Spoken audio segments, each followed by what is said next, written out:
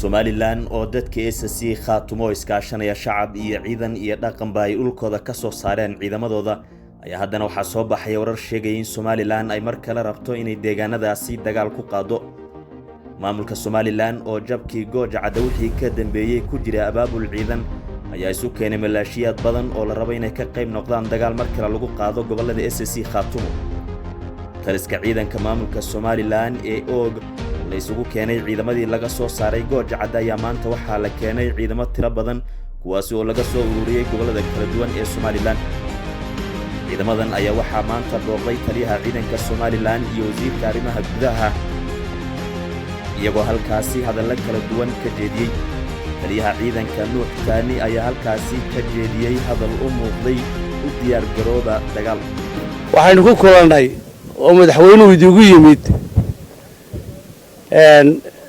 dugsigii tababarka ee Darweyne waxa la diga rabaa wax badan oo dhiiga in ciidanka dhalinyarada tihiin dayar baa tihiin xooggiinu u dhan yahay inaad hawlgal adag ciidanka la gashaan oo diyaar garowdaan baa la diga doonaya.